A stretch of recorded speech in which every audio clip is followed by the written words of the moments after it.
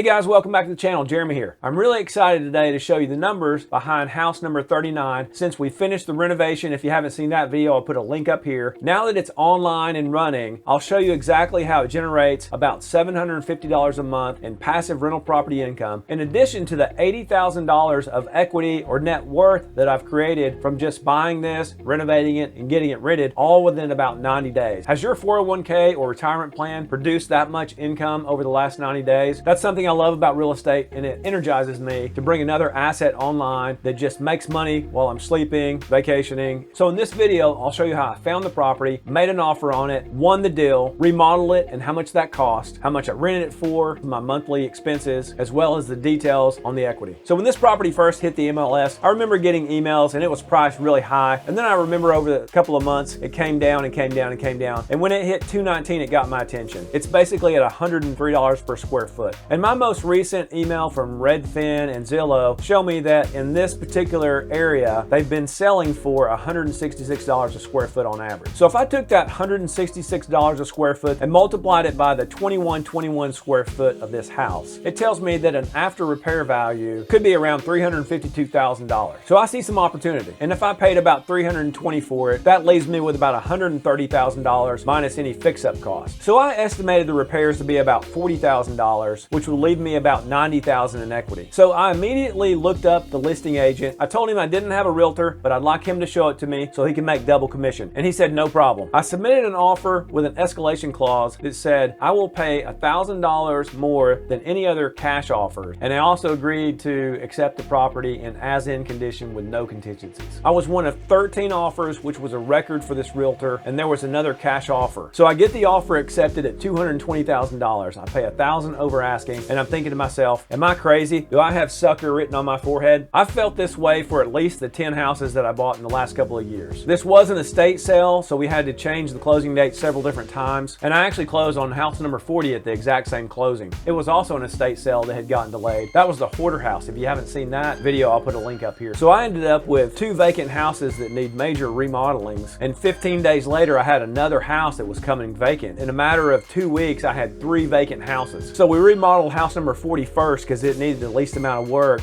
and then I got to this house 39. But within 3 months, I was able to get this thing remodeled and actually occupied with the tenant by February the 5th. They actually moved in before we could even completely finish our renovation, which was kind of funny. So for that reason, I don't have some really good after pictures. I do have some video that you'll see in the video of the remodel. Okay, so let's take a quick look at the numbers. Listing price at $219, purchase price $220, closing costs were $2,700. So in the renovation, one of the biggest things was the heating and air conditioner, because it never had a heating and air conditioner system at all and no ductwork. I ended up keeping the old cabinets and just putting granite countertops on top of them. Aside from those items, other materials, the $13,000 or $14,000 in material were things like the new closet doors, the hardware medicine cabinets, $20,000 in labor, painting inside and outside, scraping those ceilings, a little bit of utilities and other. So the total renovation expense cost me about $49,000, and my estimate was $39,000. A big reason why I ran over that is that I hired the second crew to do the painting so that I could work on getting all 3 of these houses done quicker. This second crew was really expensive. They also didn't do a very great job, and so my lead crew had to redo a lot of the work that they did. So my total cost is $272,000. Now, if you look at the Zillow listing, it actually says that it's only worth about $219 to $242, but I found those are slow to increase. Zillow's picking up on the fact that it just sold, and so it's not going to increase it quickly. Zillow doesn't know that I've just done an improvement. Of course, if I sold it and it had another new sales price, Zillow would pick up on that and change it. I'm confident that the house is in better shape than the other houses in the area, and so if I just multiply the 2121 square feet times the average price per square foot that they're selling for in that area, that'll give me $352,000. Now, do I think I can get $350,000 for that house? I'm not sure I can. I would be thrilled if I could, actually, but the purpose of this house is a long-term rental. So as long as I can cash flow, that's what I'm really interested in. But based on those numbers, I might be sitting on as much as $80,000 equity, which is fantastic. So even though I was $10,000 over on my renovation budget, and even though I think I paid too much for it when I did, when it's all said and done, I'm thrilled to see this number. Okay, so now let's look at cash flow. So on a monthly basis, first of all, I don't have a loan immediately. Like I said, I used all cash to buy it, but I'm working on getting a loan on this property and actually 6 of my properties that are paid off, and go buy some more properties. It's the only way to win deals right now. I've got a 3.1% offer, which is awesome. The principal and interest currently is 0, but it's going to go up to $1142 time when I do finance it. Taxes will be $227 a month, insurance will be $81, and so my monthly cost will be $308 or $14.50. The rent that I'm getting is $21.95. That leaves me with a monthly cash flow of $18.87 currently,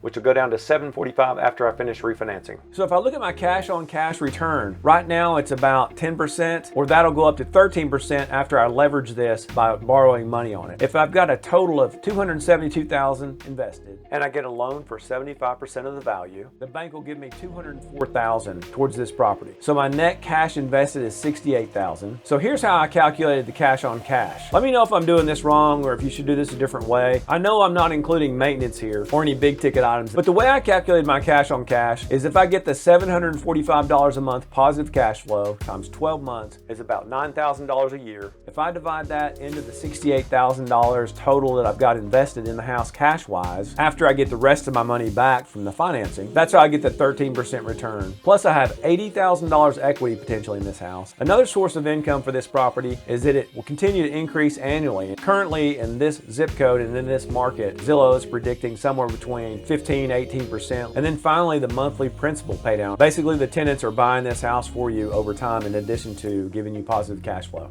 So it's great to have another property online, just earning money every day, every night when I sleep. It motivates me to work hard, to buy an asset, get it up and running so that it makes money passively for me while I'm sleeping, exercising, while I'm on vacation. So this is one of 5 properties that I bought in 2021. I bought 4 in 2020. I've got 2 under contract. I'm scheduled to close on 1 next week, and I'm scheduled to close on another one in about 60 days. I'm trying to buy as many properties as I can, as quickly as I can, because I believe inflation is going to be here for a while. And so I'm working to leverage and pull money out of my portfolio to continue to buy more. I'm buying house number 41. I've currently got 30 properties in my portfolio. My rental income is almost at $75,000 a month. I'm also working to lease one of my commercial spaces that I've not had leased before. The additional income on that commercial space will completely pay for the new house that we've been building for about 1.5 years. My real estate portfolio is up to about $10.6 million, but unfortunately I'm going to have to sell a couple of the golden geese. 2 of my lease purchase clients are working to cash out of the deal and buy the properties from me. One we're scheduled to close tomorrow, and another I'm not so sure if they're qualifying or not. Hopefully I'll get to hang on to that golden goose for some additional time. In those cases, I promise to sell the house to the person on a delayed close. They have up to 10 years or more to do that. Some people have been in my houses for that length of time. Most don't close very soon. I love those deals because they're very easy. The people take care of them, pay really well, and if they walk away, their down payment is non-refundable. The majority of my portfolio is long-term buy and holds, but I do like those lease purchase deals. Basically with those I make a little bit of money each month, and then whenever we sell the property we split the equity. And so for the lease purchase tenant, it's great for them because they get half of something instead of all or nothing. So I love it when a deal can be win-win like that. I hope you enjoyed this video. Thank you for your support. We'll see you next week. Oh, and by the way, although I'm a licensed CPA and I have 3 business degrees, I'm just a guy on YouTube, so be sure to contact your professionals before making any investment decisions. Thank you so much, and I'll see you next week. Be sure to subscribe and hit the notification bell. IdentityGuard.com is now offering my subscribers a 33% discount on their services. See the link in the show notes below.